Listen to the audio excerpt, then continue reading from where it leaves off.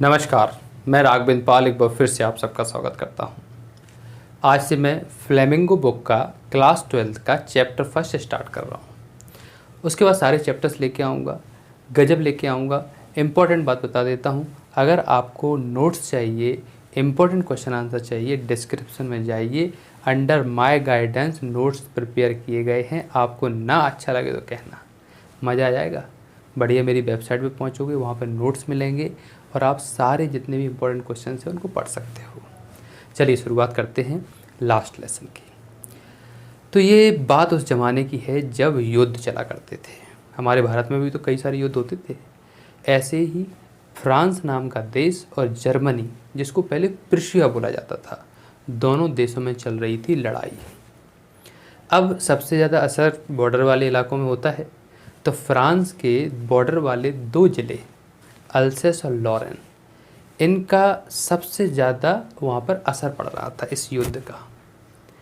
Germany भारी पड़ रहा था, यानी कि प्रुशिया जो है वो भारी पड़ रहा था फ्रांस के ऊपर।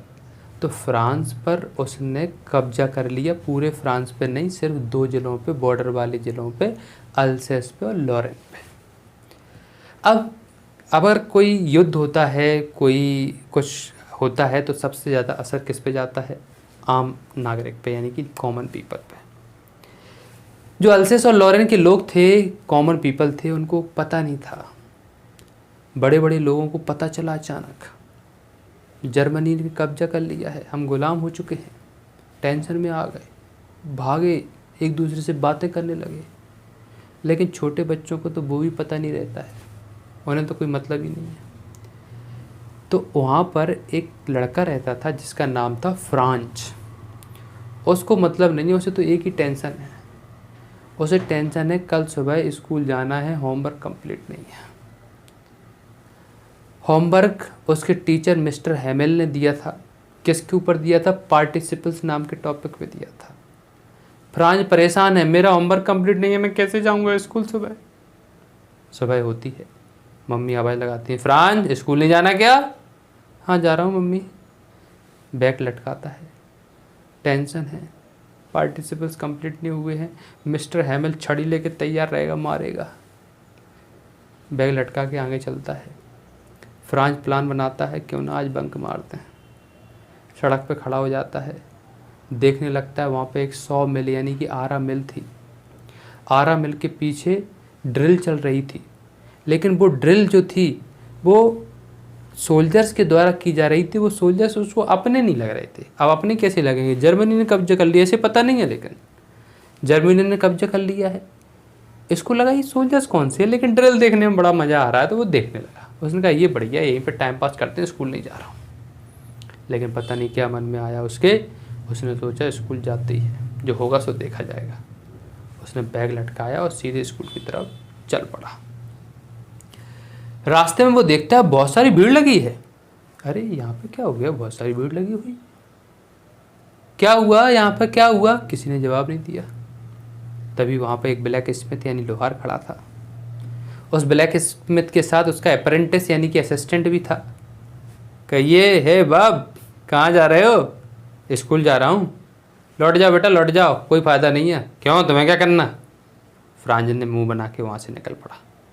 पागल कहीं की, निकल रही है। लेकिन वो समझ में नहीं पा रहा था कि ये हुआ क्या है, मतलब ऐसा लोग क्यों कह रहे हैं। और जो भीड़ लगी थी वो कहाँ लगी थी पता है? बुलेटिन बोर्ड के सामने। बुलेटिन बोर्ड क्या होता है? बुलेटिन बोर्ड बड़ी सी स्क्रीन, उस समय सबके घर में टीवी तो होती नहीं थी। बड़ी सी स्क्रीन पे समाचार आते थे, न्यूज आते थे पूरे ज़िले के बारे में। बड़ी सी स्क्रीन के सामने, बुलेटिन बोर्ड के सामने भीड़ देख के वो आगे निकल पड़ा। उस ब्लैक स्मिथ ने जो कहा उसको इग्नोर करते हुए स्कूल की तरफ चल दिया। अब जहां वो स्कूल था उसके गलियों से बच्चों की आवाज़ें आती थी रोज़ जब वो स्कूल पहुंचता था। अब होता ही है, स्कूल कोई बगल में हो वहाँ पर आवाज़ें तो आ ही जाएंगी।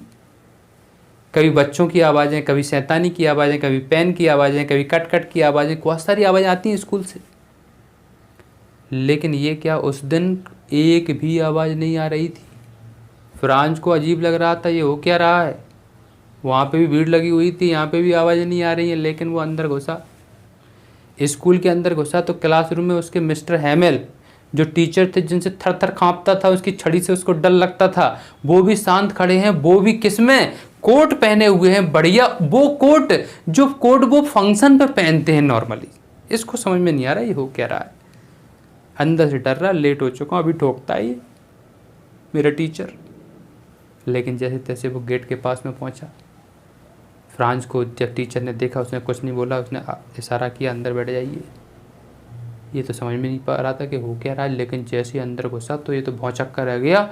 स्कूल स्टूडेंट्स तो बैठे थे क्लास में, लेकिन पीछे विलेजर्स बैठे थे, मेयर बैठे थे, पोस्ट मास्टर बैठे थे।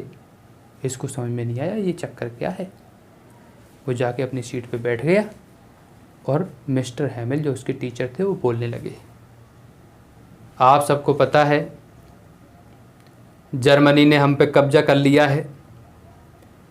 आज से जर्मनी ने बोल दिया है कि आज लास्ट डे है, कल से यहाँ पर जर्मनी लैंग्वेज लागू हो जाएगी और हम अपने फ्रांस में फ्रेंच लैंग्वेज नहीं पढ़ पाएंगे।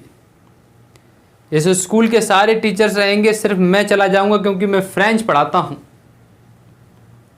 ओह, अब समझ में आई बात। फ्रांस को अब समझ में आ चुका था कि जर्मनी ने यानी कि प्रुशिया ने हम पे कब्जा कर लिया है और इसीलिए पूरा माहौल बदला है। वो विलेजर्स इसलिए बैठे थे क्योंकि 40 सालों से जो टीचर पढ़ा रहा है, अपनी सेवाएं दे रहा है, उनको धन्यवाद देने आए थे। वो मेयर बैठे हुए थे, पोस्ट मास्टर बैठे हुए थे, धन्यवाद देने आए थे। बड़े रुआंदे मन से मिस्टर हैमिल ने पढ़ाना शुरू किया और वो फ्रेंच लैंग्वेज की विशेषता बताने लगे। बोला दुनिया की सबसे अच्छी लैंग्वेज फ्रेंच है। हर कोई अपने अपनी लैंग्वेज की बढ़ाई करता है, वो भी अपनी लैंग्वेज की बढ़ाई कर रहे हैं। दुनिया की सबसे अच्छी लैंग्वेज फ्रेंच है। इसका सिंटैक्स देखिए, इसकी ग्रामर देखिए, बहुत गजब है। फ्रांस का मन लिहोरे, फ्रांस का मन ऐसा कर रहा था, मैं इस टीचर से क्यों नहीं पढ़ पाया। जिस टीचर से वो नफरत करता था, आज उस टीचर के मन में, मतलब उसके मन में उस टीचर के प्रति अपार सम्मान और प्रेम उमड़ पड़ा था। उसने कहा मैं क्यों नहीं पढ़ पाया। ये सब विचार कर रहा था, तभी उसको एक आवाज सुनाई दी, फ्रांस खड़े हो जाओ। मैं खड़ा हुआ। मैंने आपको क्या होमवर्क दिया था, पार्टिसिपल, बताइए। सर वो मैं कर नहीं पाया। फ्रांस को इसमें बड़ा दुख हो रहा था। मिस्टर हैमिल जो हमेशा मारा करते थे, आज रोते हुए रुआंदे मन से बोले, तुम्हारी गलती नहीं बेटा, तुम्हारे माँ बाप की गलती है जिन्होंने तुम्हें फार्म पे भेजा काम करने के लिए। मेरी गलती, तुम्हारे टीचर की गलती है जिन्होंने फूलों में पौधों में पानी डलवाया तुमसे। मैं बहुत दुखी हूँ आज कि मैं आप लोगों को ढंग से सिखा नहीं पाया। फ्रांस के मन में बहुत बुरा लगता हुआ फ्रांस बोलता है, सर आपकी नहीं, हमारी गलती है, जो भी है हमारी गलती है। मन में सोच रहा और उसे लग रहा कि आज मैं सब कुछ पढ़ लूँ। चलो बैठो, अब क्या करें। चलिए सब लोग ग्रामर पढ़ते हैं आज। और वो ग्रामर को पढ़ाने लगे, पूरी ताकत लगा रहे थे। सब पेन, और सिर्फ पेन की आवाज़ आ रही थी, पेपर की आवाज़ आ रही थी, सब पूरा मन लगा रहे थे, सब कुछ पढ़ रहे थे। और मिस्टर हैमिल पढ़ाते चले जा रहे थे। लास्ट दिन था, पढ़ाते चले जा रहे थे। अचानक बच्चे की रोने की आवाज़ आई। मैं, सब लोगों का मन उधर चला गया, लेकिन वो हंस नहीं पा रहे थे, कुछ बोल नहीं पा रहे थे, क्योंकि माहौल गमगीन था। तब तक कबूतरों की आवाज़ आई। जो क्लास, बड़ी सी क्लास थी, ऊपर कबूतर उड़ रहे थे। फ्रांस बोलता है, तो ये जर्मन वाले क्या इनको भी जर्मनी सिखा देंगे। काफ़ी दमदार बात बोली। सब लोग देखने लगे फ्रांस को। बोला सही बात है, किसी को गुलाम बना के ज़बरदस्ती थोड़ी सिखाया जाएगा।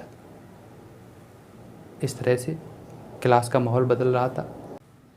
तभी थोड़ी देर बाद ड्रिल की आवाज़ आती है। सोल्जर्स आ चुके हैं, नया दिन शुरू होने वाला है, जर्मनी लैंग्वेज लागू होने वाली है, फ्रेंच लैंग्वेज जाने वाली है।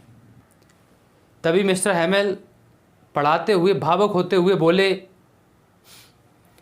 वी ला फ्रांस, यानी कि फ्रांस अमर रहे। और इसी के साथ उन्होंने सिर्फ इशारों में